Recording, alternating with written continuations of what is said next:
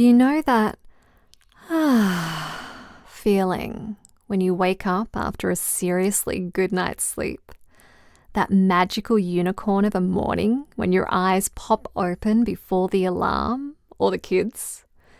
You stretch like a satisfied cat, and for a moment, you feel unstoppable. Let's be real. For most of us, that feeling is rare. We hustle through the day, crash late, and then wonder why we wake up groggy, moody, or feeling like we simply can't function without caffeine. Well, we all know sleep is important. That's not news. But what a lot of people don't realize is that it's not just how long you sleep that matters. It's when you sleep. Because the truth is, your body isn't just resting during the night. It's healing, repairing, detoxing, resetting your emotional baseline. And if you're not asleep by a certain time, your body simply can't do what it's built to do. In today's episode on I Love Me, the podcast, we're diving into the juicy truth about sleep timing, your liver's overnight magic trick, and why those late night scroll sessions are messing with more than just your dreams.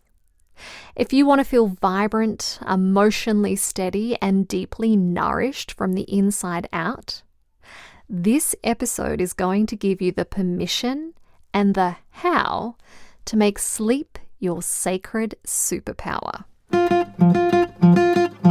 Love, love, love, love, love, love, I love me. Simple, inspiring lessons in self-love.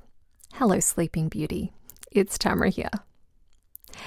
The nights are longer, the days are shorter, and your body is naturally craving more sleep.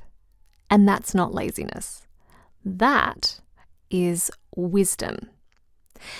This darker half of the year is your body's invitation to go inward, to snuggle in, slow things down, and let yourself rest more deeply. And yes, giving into that urge to be in bed earlier is actually really, really good for you. Here's why. Between 11 p.m. and 3 a.m., your liver is doing some pretty important behind-the-scenes magic. It's cleansing your blood of toxins and making new, fresh blood to nourish your body and brain the next day. But, and this is a big but, if you're not well asleep by 11 p.m., your liver can't do its full job. You might still get 8 hours, but if those hours are from, say, 1 a.m. to 9 a.m., you'll likely wake up groggy, foggy, and feeling kind of meh.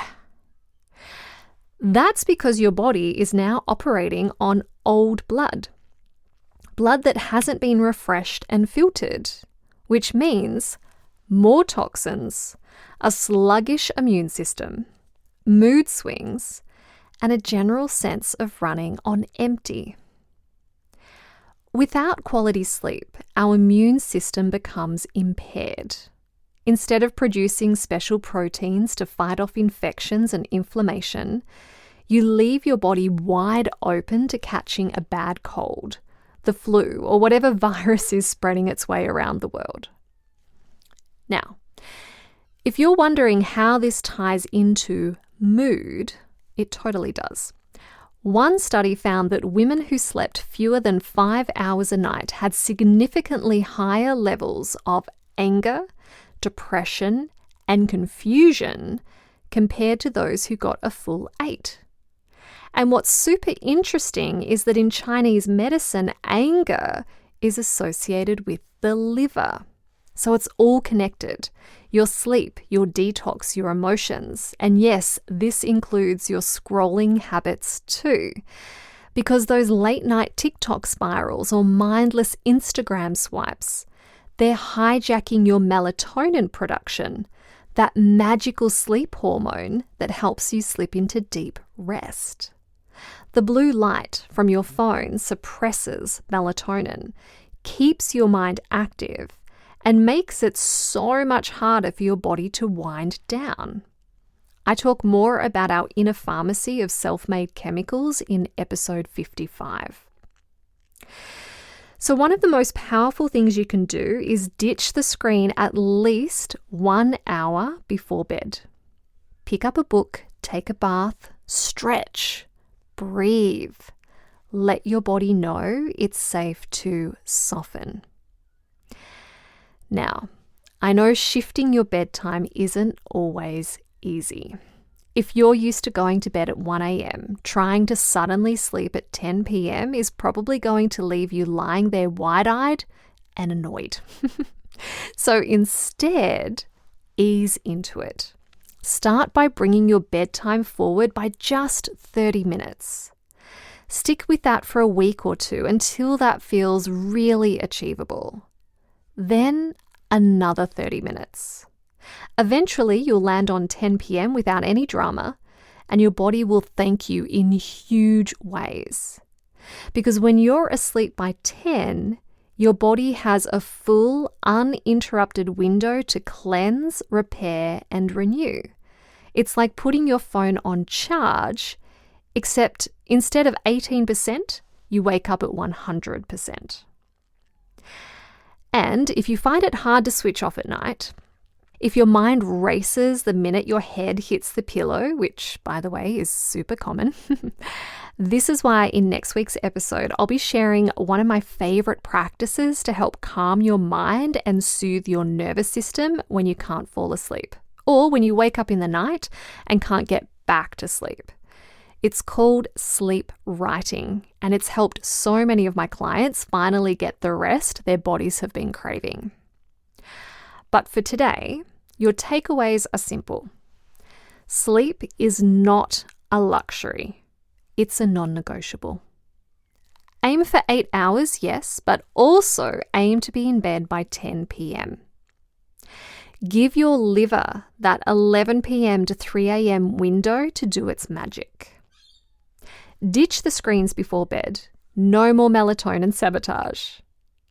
And let yourself surrender to the slower rhythm of winter. This is your permission slip to get cozy, go inward, and prioritize the kind of sleep that actually heals you. Trust me, your mood, immune system, skin, energy, hormones, and maybe even your relationships will thank you. If you're looking for more tips to support you in staying healthy and well through winter, take a listen to last week's episode. There are heaps of tips there. But know this, quality sleep is available to you. Thanks for listening. If you've stepped onto the self-loving path recently and not sure exactly where to start, do take a peek at my website gettingnaked.com.au and sign up for your free self-love starters kit. This complimentary mini course will offer you the foundational practices and insights that will help you quiet the inner critic and get you on the path to truly loving yourself. These are the very tools I wish I had when I started my own self-love journey, and I can't wait for you to experience them too.